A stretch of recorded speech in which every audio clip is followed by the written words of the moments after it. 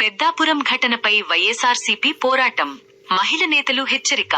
పెద్దాపురం డివిజన్లో ఒక మైనర్ బాలికపై అత్యాచార ఘటన జరుగుతున్న వ్యవహారంపై ప్రభుత్వం తక్షణమే దర్యాప్తు చేపట్టాలని వైఎస్ఆర్ కాంగ్రెస్ పార్టీ మహిళా నేతలు డిమాండ్ చేశారు. పెద్దాపురం వైఎస్ఆర్ కాంగ్రెస్ పార్టీ ఇన్ఛార్జ్ దౌలూరి దొరబాబు కార్యాలయంలో శనివారం నిర్వహించిన విలేకరుల సమావేశంలో వారు మాట్లాడారు. మాజీ ఎమ్మెల్సీ అంగూరి లక్ష్మీ శివకుమారి మాట్లాడుతూ, కూటమి ప్రభుత్వంలో మహిళలకు రక్షణ లేని పరిస్థితి ఏర్పడిందన్నారు.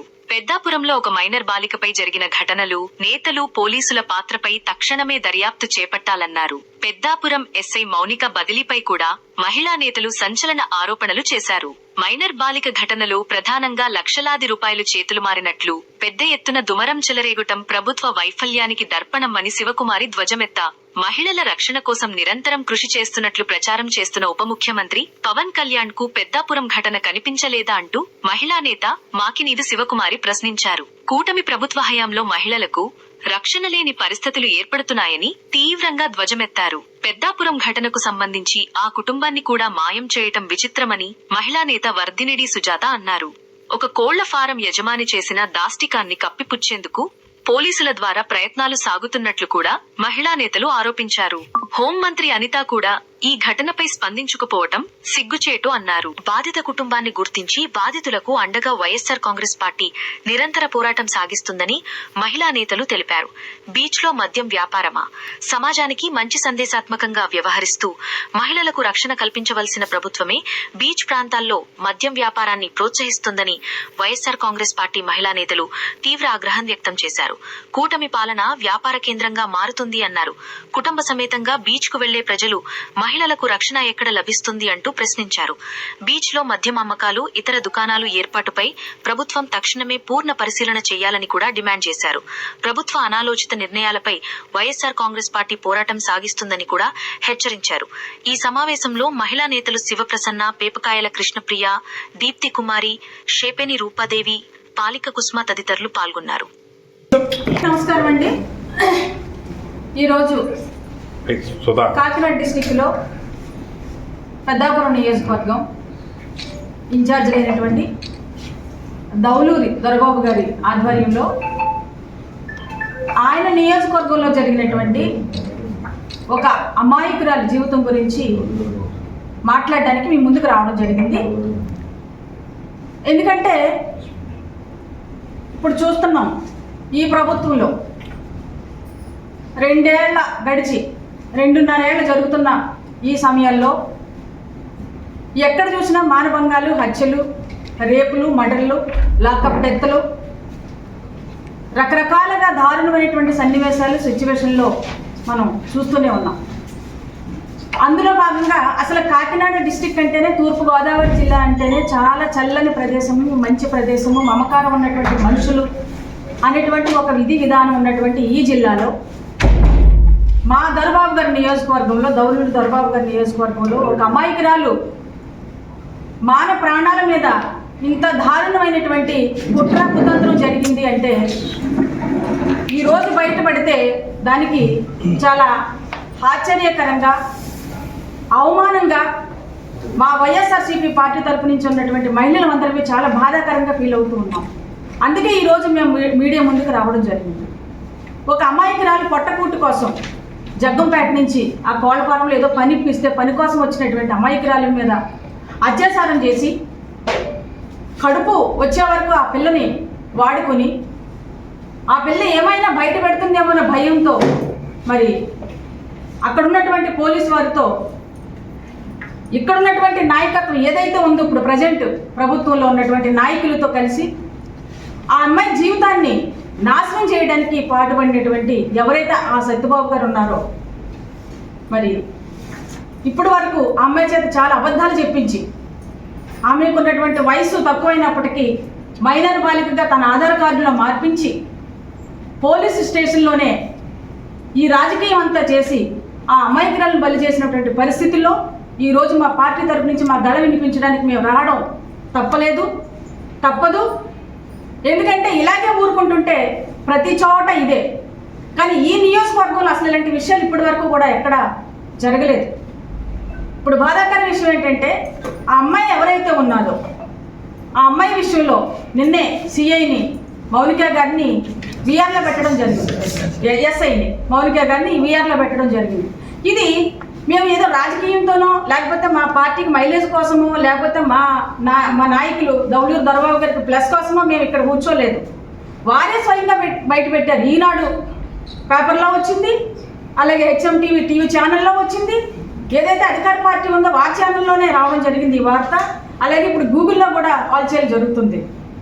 ఆవిడ్ని విఆర్లో పెట్టడం జరిగింది, ఎస్ఐ గారిని. దీనంతా చూస్తే ఇప్పుడు ఇక్కడ ఉన్నటువంటి నాయకత్వం ఏదైతే ఉందో, ఎవరైతే అధికార పార్టీ నాయకులు ఉన్నారో వారి హస్తం లేకుండా ఇదంతా జరుగుతుందా అనేది మా ప్రశ్న. ఇప్పుడు అమ్మాయి విషయంలో మీరు ఏం న్యాయం చేయాలనుకుంటున్నారు? అమ్మాయిని ఎక్కడ దాచిపెట్టారు, ఎక్కడో కనబడకుండా ఏమీ అసలు తెలియకుండా ఆచూకీ లేకుండా చేసినటువంటి పరిస్థితుల్లో తెలుగుదేశం కూటమి ప్రభుత్వం ఉంది. అంటే ఇలాంటి దారుణాలు జరుగుతూ జరుగుతూ జరుగుతూ ఉంటే ఇలా చూస్తూ ఊరుకోవడానికి ఇది ప్రజాస్వామ్యమా, లేకపోతే మన సొంతంగా ఏర్పాటు చేసుకున్నటువంటి రాజ్యమా? ఎర్రబుక్కు ఎర్రబుక్కు ఎర్రబుక్కు అంటూ ప్రశ్నించే వారిని గొంతుకు నొక్కేస్తూ, కష్టపడడానికి వచ్చినటువంటి ప్రాణాలతో ఆడుకుంటూ, ఎదిరిస్తే ప్రాణాలు తీసేస్తూ, ఆడపిల్లలు అయితే తిరగబడితే వాళ్ళు మాన ప్రాణాలకే రక్షణ లేకుండా చేస్తూ, అబార్షణ చేయిస్తూ ఉన్నటువంటి ఇంత నీచమైన పరిపాలన చూస్తూ ఉంటే మాకు కడుపు తరిగిపోతుంది. మా జగనన్న ఇలాంటి విషయాలు తెలిసినప్పుడు మాకు ఆయన ఆదేశాలు ఇస్తూ ఉంటున్నారు. ఏం చేస్తున్నారు మీరు? అసలు ఆడపిల్లలకు అన్యాయం జరుగుతుంటే ఏం చేస్తున్నారు మీరు అని ఆయన కడుపు తరిగిపోయి మమ్మల్ని చాలా నిలదీస్తున్నటువంటి పరిస్థితి. ఈ పరిస్థితిలో ఈరోజు ఈ నియోజకవర్గంలో జరిగినటువంటి అమ్మాయి ఎవరైతే బాధితురాలు ఉన్నారో బాధితురాలికి న్యాయం జరగాలి. ఆల్రెడీ ఇది సెటిల్మెంట్ జరిగింది. డిసెంబర్ 25లో జరిగినటువంటి కేసు ఇది. ఈరోజు ఎందుకు బయటపడింది అంటే వీరు కుదుర్చుకున్నటువంటి వాటాలు సరిగా పాపం సెటిల్ అవ్వక, ఏదైతే బాధితురాలకి ఇస్తామన్నటువంటి కనీసం ఏమైతే చెప్పారో ఏమైతే హామీ ఇచ్చారో అది జరగకపోవడంతో ఈరోజు పోలీసు వారి ద్వారానే బయటపడడం జరిగింది. కాబట్టి దీన్ని అమ్మాయికి న్యాయం జరిగే వరకు మా దొరబాబు గారు, మా దౌలూరు దొరబాబు గారు ఇక్కడ ఇన్ఛార్జ్ వర్యులు ఎవరైతే ఉన్నారో ఆయన ఆధ్వర్యంలో మేము మహిళలమంతా ఇక్కడ కులంతో పని లేదండి, పార్టీతో పని లేదండి, మతంతో అసలే పని లేదండి, ప్రాంతంతో పని లేదండి. ఒక ఆడపిల్లకు అన్యాయం జరిగింది. ఈ అన్యాయానికి ఎవరైతే బాధితులు ఉన్నారో అది రాజకీయంగానా, లేకపోతే మరి ఏదైతే సామాజికంగానా, లేకపోతే ఇది వ్యాపారవేత్తలతోనా, లేకపోతే కుట్ర కుతంత్రం అనేది ఇది బయటకు వచ్చి ఆ అమ్మాయికి న్యాయం జరిగి ఈ నియోజకవర్గంలో శాంతి భద్రతలు నెలకొనే వరకు మేము పోరాడుతూనే ఉంటాం. మా వైఎస్ఆర్సీపీ పార్టీ తరఫుని మా గళ వినిపిస్తూ ఉంటాము. ఇక్కడ ఈ విషయాన్ని మాత్రం మేము చాలా గట్టిగా పట్టుకుని దీనికి న్యాయం జరిగే వరకు ఈ కూటమి ప్రభుత్వాన్ని నిలదీసి ప్రశ్నిస్తూ, ఇలాంటి విషయాలు ఎక్కడికెక్కడికి ఇలా జరుగుతూ ఉంటుంటే ఈ ప్రజలు చూస్తూ ఊరుకోరు, బుద్ధి చెప్పడానికి రెడీగా ఉన్నారు. కాబట్టి మేము దీన్ని ఖండిస్తూ అమ్మాయికి న్యాయం జరగాలని మా తరఫున మేము ఈ యొక్క ప్రెస్ మీట్ పెడుతూ ప్రజలకు తెలియజేస్తున్నాం. ఇది మనవి. కాబట్టి ప్రజలందరూ కూడా గమనించండి. ప్రజలందరూ కూడా ఇలాంటి విషయాలకి ఎక్కడికెక్కడికి ఇలాగా ఎవరికి తెలియకుండా దాచిపెడుతున్నటువంటి పరిస్థితుల్లో ఈ కూటమి ప్రభుత్వం చేస్తున్నటువంటి ఏదైతే అక్రమ ఈ దందాలు, ఇలాంటి మర్డర్లు, మానభంగాలు ఉన్నాయి, ఇవన్నీ కూడా మనందరం కలిసి పోరాడలేక ప్రజలు కూడా సహకరించాలని మా పార్టీ తరఫున మేము మరి విన్నవించుకుంటూ మనవి చేసుకుంటున్నాం. నేను పోలీస్ ఉన్నతాధికారులు వాళ్ళు 2 years పూర్తి కాబట్టి జనరల్ ట్రాన్స్ఫర్ అనేది విఆర్ అనేది జనరల్ గా 2 years కంప్లీట్ అయితే ట్రాన్స్ఫర్ చేస్తారు. అలా విఆర్ లో పెట్టాం. దానికి దీనికి ఏమీ సంబంధం లేదు. తీసుకోక ఎస్ఐ మౌన్ గారిని విఆర్ లో పెట్టడం జరిగింది. ఏలూరు డిఐజీ గారిని పబ్లిక్ గా పేపర్ కదా గూగుల్లోనే వచ్చేసిందండి. ఇది ఎవరు మభ్య పెట్టేది కాదు. మేము అబద్ధాలు చెప్పవలసిన పని లేదు. ఆ విఆర్ అనేది పాపం జాబ్ పంపించుకుంటే ట్రాన్స్ఫర్ అంటే ఏదో ఎక్కడికో పంపిస్తారు. అది లేదు కదా. విఆర్కి హెడ్ ఆఫ్స్కి హ్యాండ్ ఓవర్ చేసేసారు ఆవిడ్ని. అంటే ఆవిడ తప్పు చేసిందనే కదా, ఆడే కదండి చేసేది అంతా. ఇప్పటి వరకు మనం ఎవరు ఏం చేయలేదు. ఇప్పుడు ఇది ఏమో రాజకీయం కాదు. బాధితురాలతో మీరు మాట్లాడారు మేడం? బాధితురాలతో మేము మాట్లాడతాం. బాధితురాలు లేదు, ఇప్పుడు దాచిపెట్టేసారు ఆవిడ్ని, అందుబాటులో లేదు. వాళ్ళ కుటుంబ సభ్యులు కానీ ఎవరు లేరు, ఎవరిని అసలు కలవనివ్వట్లేదు. అయినా మేము వదిలిపెట్టాం. కుటుంబాన్ని కలుస్తాం, బాధితురాలతో మాట్లాడతాం, న్యాయం జరిగే వరకు మేము పోరాటం చేస్తాం. ఎందుకు పోలీసులు మరి దీన్ని గోప్యంగా ఉంచారు ఇప్పుడు వరకు? కారణం అది కారణం వాళ్ళే చెప్పాలి. ఇప్పుడు అంటే పోలీసులు కూడా బాధితురాలు తల్లిని కూడా విచారించారు కదా. ఎక్కడ లేదుగా విచారించినట్టు. పోలీసులు విచారించిన చెప్పారు. ప్లస్ నిన్న కూడా ఇప్పుడు ఏదైతే మీరు చెప్తున్నారో గూగుల్లో కూడా అందరూ పోస్ట్ చేసి పోస్టింగ్స్ అయ్యి పోలీసు ఉన్నతాధికారులే సమాధానం చెప్పాలి. అదే సిఏ ర్యాంక్ ఆఫీసర్ని అడిగితే సార్ ఇది జనరల్ ట్రాన్స్ఫర్ 2 years 3 years కి యాక్చువల్ గా ట్రాన్స్ఫర్ చేస్తారు. అందరూ జనరల్ బదిలీలో మామూలుగా ఆవిడ బిఆర్కి వెళ్ళిన తప్పితే ఈ ఎలిగేషన్ మీద కాదు మా పోలీసులు కంప్లైంట్ ఇవ్వలేదని చెప్పి కూడా చెప్పి వాళ్ళు బాధిత తల్లిదండ్రుల్ని కంప్లైంట్ ఇవ్వకుండా చేసింది వేడండి. అర్థమవుతుందండి. బాధిత తల్లిదండ్రులు కంప్లైంట్ ఇవ్వలేదు. అలాగే బాధితురాలు ఆధార్ కార్డులో పాపం వయసు తక్కువ ఉంటే ఎక్కువ ఉందని అక్కడే మార్పులు చేశారు. ఇదంతా స్పష్టంగా ఉందండి. అయినా కంప్లైంట్ రేజ్ అవ్వడం సంగతి ఎలా ఉన్నా మనకి సోషల్ మీడియాలో నేను ఇంకొక వీడియో రిలీజ్ అయింది కదండి. సిఐ గారు అమ్మాయిని కూర్చోపెట్టి మీకు వయసు ఎంత, ఆయన అడిగిన క్వశ్చన్స్ ఏంటి అంటే మీ వయసు ఎంత పెట్టారు అమ్మాయి, మీకు వయసు ఎంత, మీకు తెలిసే జరిగిందా, లేదు అంటే అవతల పర్సన్కి మీ వయసు తెలుసా ఏంటి, వాళ్ళిద్దరికీ జరిగిన విషయంలో ఈవిడి నా వయసు 19 ఏళ్ళండి పర్వాలేదు అని చెప్పేసి ఒక మెంటల్లీ రిటార్డెడ్ మైనర్ బాలిక అవతల ఆ యొక్క సత్యబాబు అన్న ఆయనకి చెప్పి మేము ఇష్టపూర్వకంగానే కలిసాము అని చెప్పి పోలీసుల దగ్గర తీసుకొచ్చి కూర్చోబెట్టి ఆ అమ్మాయిని ఒక బాలికతో అలా చెప్పిస్తున్నారంటే పోలీసులు దీన్ని కప్పిపుచ్చుతున్నారా లేకపోతే ముందుకు తీసుకెళ్తున్నారా అన్నది ఒక వీడియోలో మనకు అర్థం అవ్వట్లేదా. నెక్స్ట్ ఆధార్ కార్డులో మీకు ఏజ్ తక్కువ ఉంది కదా అని చెప్పేసి ఆ క్వశ్చన్ రైజ్ చేస్తే ఆధార్ కార్డులో తప్పు ఉంది అని చెప్పేసి మెన్షన్ చేస్తున్నారు. ఈరోజు మైనర్ బాలికని ఆ రకంగా ట్రీట్ చేసి ఆవిడ కంప్లైంట్ ఇవ్వడానికి వస్తే ఎఫ్ఐఆర్ని ఫైల్ చేయకుండా ఈరోజు ఏం చేస్తున్నారండి, రాజకీయ ఒత్తిళ్ళ వల్ల సింపుల్గా అక్కడ రాజీ చేసేసారు. ఇంకా పోలీస్ స్టేషన్స్ అన్నీ కూడా ఈ రకమైన రాజకీయాలు రాజీలు చేసేస్తే ఇంక న్యాయ వ్యవస్థ ఎందుకు? రక్షక బట్టలు భక్షక బట్టలు పాడితే ప్రజలు ఎక్కడికి పోవాలి? కూటమి ప్రభుత్వానికి మాత్రమే ఈ న్యాయ వ్యవస్థ ఉన్నదా? ప్రశ్నించిన వాళ్ళందరినీ కూడా ఈరోజు రావణ్ గారికి జరుగుతుందని చూస్తున్నాము. ఈ రకమైన ఇన్సిడెంట్ ఏ మైనర్ బాలికని కానీ ఒకవేళ నిజంగా కానీ ఈ యొక్క ఇన్సిడెంట్ జరిగింది, అక్కడ రేప్ జరిగింది, ప్రెగ్నెంట్ అయ్యింది, అబార్షన్ చేయించడం జరిగింది అన్నది ఏమైనా చిన్న విషయం అండి? ఖచ్చితంగా ఈ విషయాన్ని సీరియస్గా తీసుకోవాల్సిన బాధ్యత లేదా కూటమి ప్రభుత్వానికి? మనం ఏ డిస్ట్రిక్ట్లో ఉన్నాం? డైరెక్ట్గా పవన్ కళ్యాణ్ గారి డిస్ట్రిక్ట్ ఇది, పక్కనే అనిత గారు ఉన్నారు, హోమ్ మినిస్టర్ గారు ఉన్నారు. ఈ రకమైన చర్యలన్నీ కూడా ఇక్కడ జరుగుతున్నాయి అంటే కూటమి ప్రభుత్వం న్యాయం చట్టం బదులు ఏ రకమైన రాజ్యాంగం నడుతుంది ఇక్కడ? రాజకీయాలన్నీ కూడా రాజీలు చేసేస్తే పోలీసులందరూ కూడాను ఈ కేసులు ప్రభుత్వాలు ఇవన్నీ ఎందుకు? ప్రజలు ఇంకెటువైపు వెళ్ళాలి?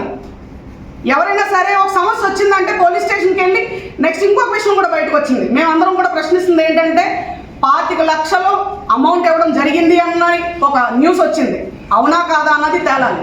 25 లక్షలు కూడా వీళ్ళు మధ్యవర్తులు ఎవరైతే చేశారో ఎవరైతే సెటిల్ చేశారో వాళ్ళ చేతులకి అందిందని, బాధితురాలికి 1 లక్ష రూపాయలే అందిందని, 1 లక్ష రూపాయలు ఇచ్చి ఆ అమ్మాయిని ఈ ఊరు నుంచి తరలించి హైదరాబాద్ పంపించేశారని ఆ అమ్మాయితోటే వాంగ్మూలంలో నేను 19 ఏళ్ళు ఏమన్నా వీడియో చూడండి ఒకసారి. ఆ వీడియోలో అమ్మాయి ఏమంటుంది మీరు అందరూ చూసారా? ఆల్రెడీ సోషల్ మీడియాలో వచ్చింది. ఆ వీడియోలో ఏమంటుందంటే అమ్మాయి, నేను మోజుపడి, అసలు ఒక ఆడపిల్ల అలా మాట్లాడుతుందండి? అది మెంటల్లీ రిటార్డెడ్ అని చెప్తున్నారు, ఇంకో పక్కన మైనర్ అని చెప్తున్నారు. ఏ మహిళైనా అలా మాట్లాడుతుందా ఏంటి? మహిళ ఎవరైతే ఇబ్బంది పడి ఎఫ్ఐఆర్ కంప్లైంట్ ఫైల్ చేద్దాం అనుకుంటుందో ఆ అమ్మాయిని తీసుకొచ్చి పోలీస్ డిపార్ట్మెంట్ ముందు కూర్చోబెట్టి ఆవిడతో వాంగ్మూలం ఇప్పించారు కదా. సత్యబాబు పేరు ఎక్కడ రావట్లేదేంటి? కోడ్ ఫామ్ పేరు కానీ ఆ సత్యబాబు పేరు కానీ ఇదంతా కూడా సెటిల్ చేసిన వాళ్ళ పేరు ఎవరిది కూడా బయటకు రాలేదు. అంటే కూటమి ప్రభుత్వం కానీ లేకపోతే న్యాయస్థానం కానీ ఎవరిని కాపాడుతున్నారు ఇక్కడ? నిజంగానే న్యాయ వ్యవస్థ ఉందా? చట్టం అన్నది ముందుకు వెళ్తుందా అసలు? అనిత గారు మొన్న అన్నారు డ్రోన్స్ అన్ని ఎక్కడ పడితే అక్కడ తిరుగుతున్నాయి, ఏ చిన్న సమస్య వచ్చినా సరే మేము పట్టుకుంటామని. ఈ రకమైన ఇష్యూ మీద ముందుకు రండి. వేరే మహిళలందరూ కూడా ఏదైనా తప్పు వచ్చిందంటే మేము ఊరుకోనేది లేదని చెప్పేసి నిన్న అంతా కూడా ధర్నాలు చేశారు. ఆడపిల్లకి ఈరోజు అన్యాయం జరిగింది. Minor mentally retarded. ఈరోజు వేరే మహిళలందరినీ కూడా పార్టీకి అతీతంగా నిలబడి ఇటువంటి చర్యలు జరగడానికి కుదరదు అని చెప్పి రెడ్ బుక్ రాజ్యాంగం కాదు మహిళలకు భద్రత కల్పించే విధంగా మేము ఉన్నామని హోమ్ మినిస్టర్ గారు వేరే మహిళలు అందరూ కూడా గలవెత్తాలని చెప్పి మేము అందరం కోరుకుంటున్నాం. బాలిక అక్కడ ఏదేమైనా సరే మైనర్ బాలిక కానీ అటువంటి చర్య జరిగితే నిందుడికి ఏ రకమైన శిక్ష వేయాలి? పాస్కో కేసు కట్టాలి కదా. ఫస్ట్ పాయింట్, ఆ అమ్మాయికి అబార్షన్ చేయించడం అన్నది ఇంకొక అన్యాయం, అదో నేరం కదా. దానికి సంబంధించిన ఆ అమ్మాయికి కావాల్సిన ఏదైతే మనం చేయగలిగే న్యాయం ఉంటుందో ఆ విధంగా న్యాయం చేసి పెట్టి ఏది చెప్తే అది చేయాలి, చేసి పెట్టాలి. ఆ అమ్మాయి ఇష్టం, అమ్మాయిని కూర్చోబెట్టి అతను కూర్చోబెట్టి మాట్లాడి అమ్మాయి ఏది ఒప్పుకుంటే అది చేసి అమ్మాయి ఇష్ట ప్రకారంగా చేయాలి తప్ప వీళ్ళ ఇష్ట ప్రకారంగా అమ్మాయిని భయపెట్టేసి వీళ్ళ ఇష్ట ప్రకారంగా ఏదైతే ఎవరైతే దీని మీద లీడ్ తీసుకున్నారో వాళ్ళు ఇలాంటి భయభ్రాంతులను చేసేసి ఆమెని వీళ్ళు ఇష్టం వచ్చినట్టు చేస్తే మాత్రం మేము ఒప్పుకోము. స్వయంగా పవన్ కళ్యాణ్ గారు డిప్యూటీ సీఎంగా ఉన్న ఈ డిస్ట్రిక్ట్లో అంటే పక్క నియోజకవర్గం పిఠాపురం నియోజకవర్గంలో ఎక్స్ కోఆర్డినేటర్గా 4 సంవత్సరాలు పనిచేసిన అనుభవంతో చెప్తున్నాను. ఈరోజు మాకినీటి శేష్ కుమార్గా నేను మాట్లాడుతున్నాను. ఈరోజు ఈ జరిగిన అన్యాయం, అప్పుడు పవన్ కళ్యాణ్ గారు ఏం చెప్పారు? ప్రశ్నించడానికే పార్టీ పుట్టింది అంటున్నారు.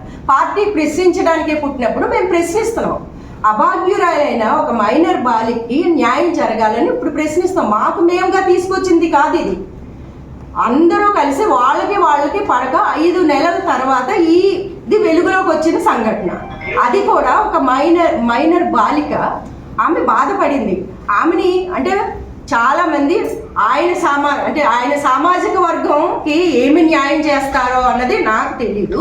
ఎందుకంటే ఒక సామాజిక వర్గం గురించి పుట్టిన పార్టీ కాదని చెప్పడం ఆయనే జరిగింది.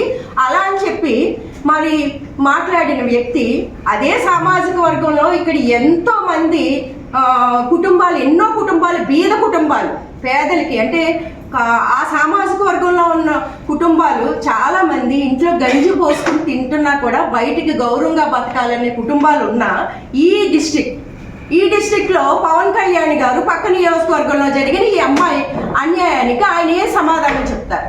ఎందుకంటే డిప్యూటీ సీఎంగా ఉన్నారు. మన చంద్రబాబు నాయుడు గారిని అడగలేకపోవచ్చు.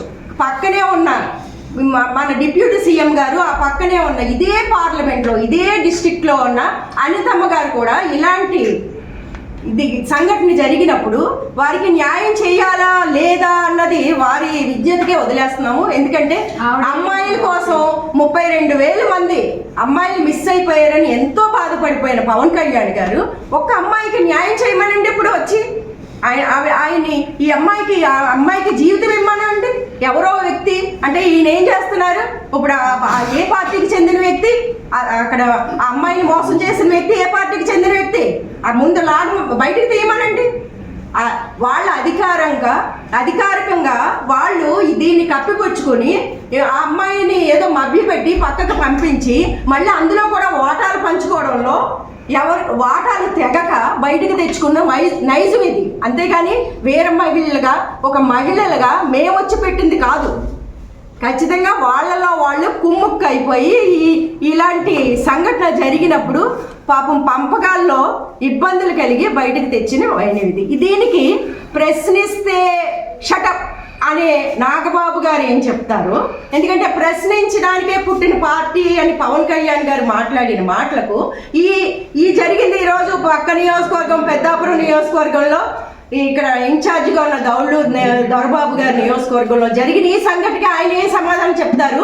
ఆ పక్క నియోజకవర్గంలో ఉన్న హోమ్ మినిస్టర్ అయిన లా అండ్ ఆర్డర్ ఇలాగా రకరకాలుగా వెళ్తుంటే ఆవిడ ఏం చేస్తుంది? ఇక్కడ కనీసం వచ్చి మాట్లాడాలి. అక్కడ ఏం జరిగింది? ఒక ఎస్ఐని వీఆర్కి పంపించాల్సిన అవసరం ఏముంది?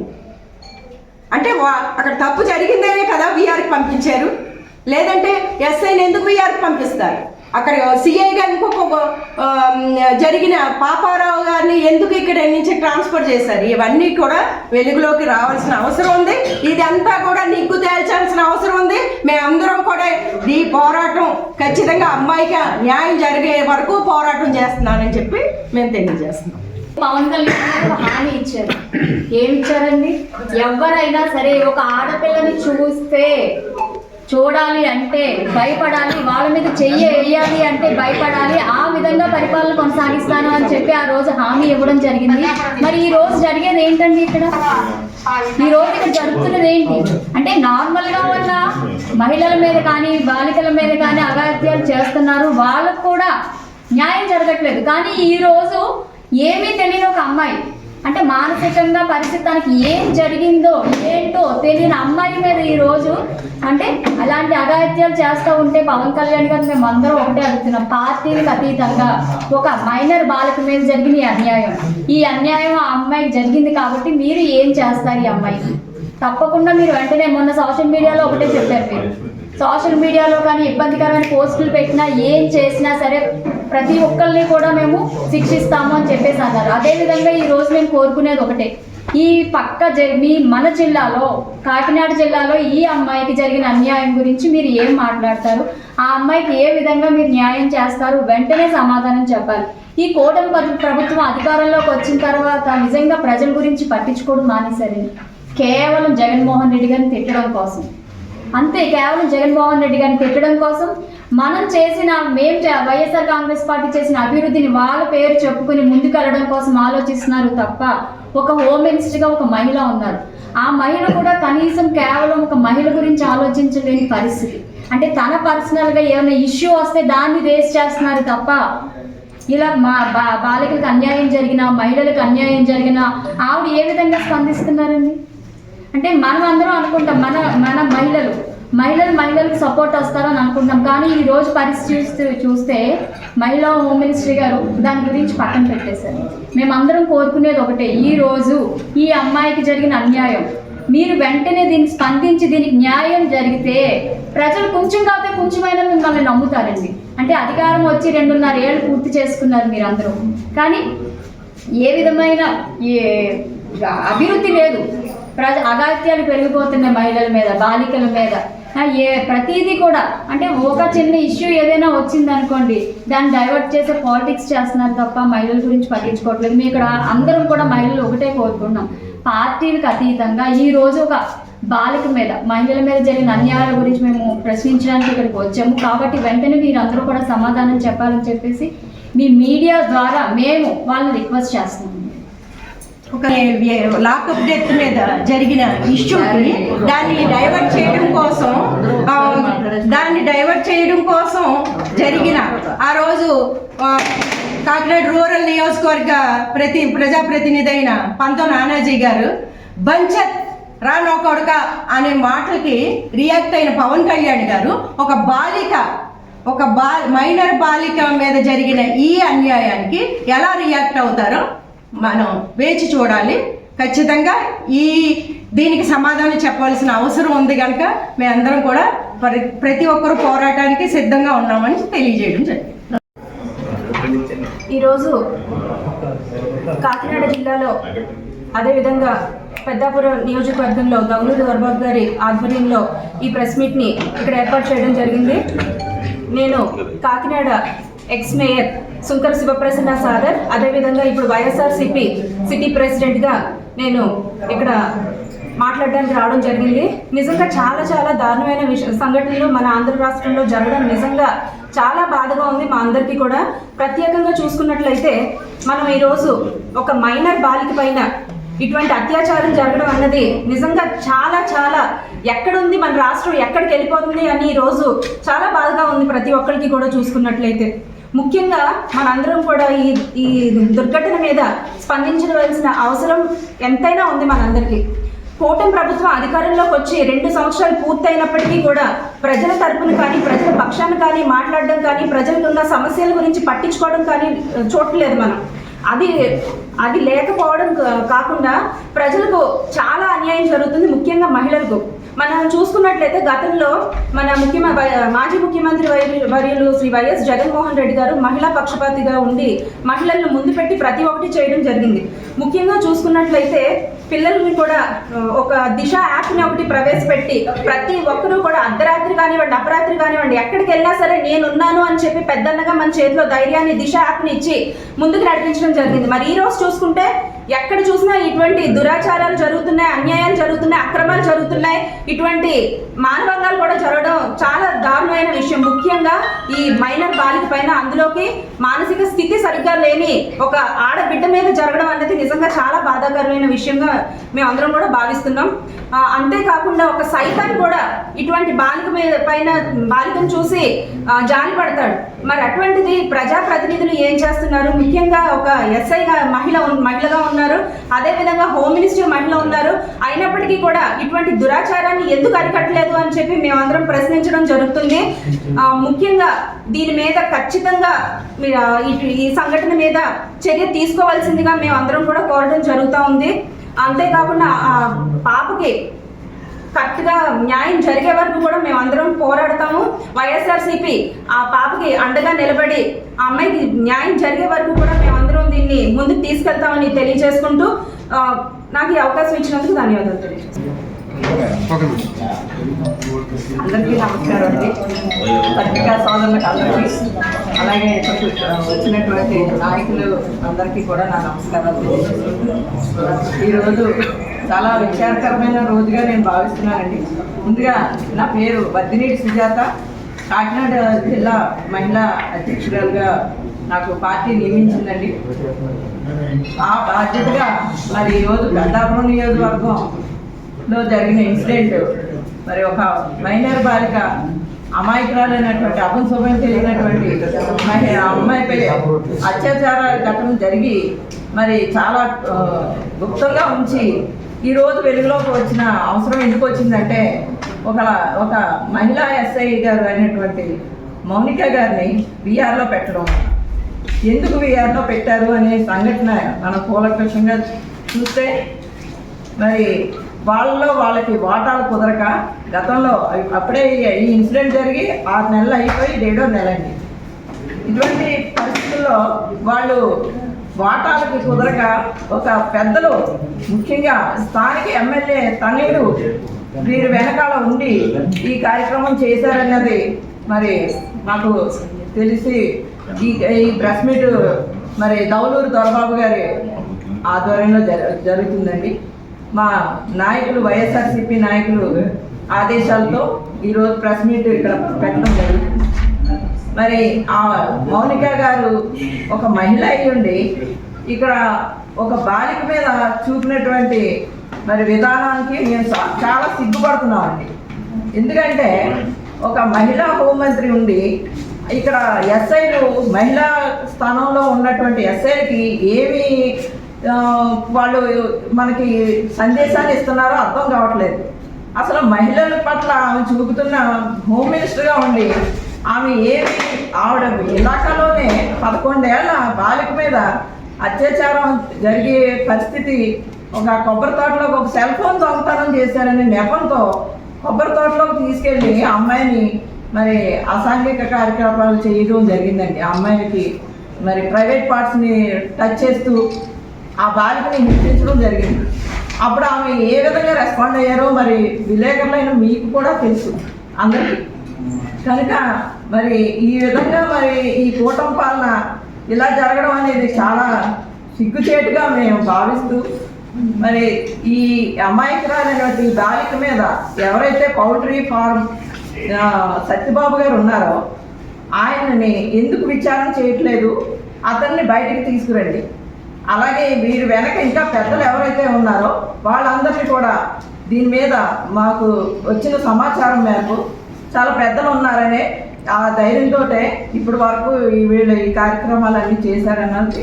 అలాగే మరి ఆ అమ్మాయిని ఇప్పటి వరకు మాకు ఎవరికి కూడా కనిపించకుండా చేస్తున్నారు. ఆ అమ్మాయి నుంచి రాంగ్ ఇన్ఫర్మేషన్ ఇచ్చేలాగా ఆ అమ్మాయి మీద ఒత్తిడి చేస్తున్నారు. వీటన్నిటికీ కూడా మేము సరైన సమాధానం మాకు వచ్చే వరకు మేము ఈ విషయంలో మేము వైఎస్ఆర్సీపీ పోరాటం చేస్తాం. ఎక్కడ వదిలిపెట్టేది లేదండి.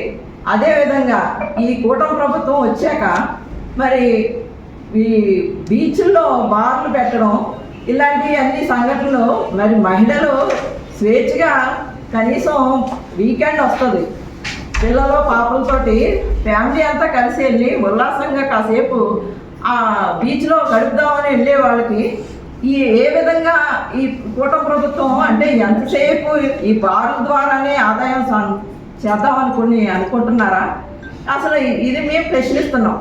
మీకు ఇంకా వేరే వనరులు ఏమి సమకూర్చరా? ఈ బార్లు, ఈ మద్యం దుకాణాలు, వీధికొక మద్యం దుకాణం, ఏంటండి ఈ పరిస్థితి?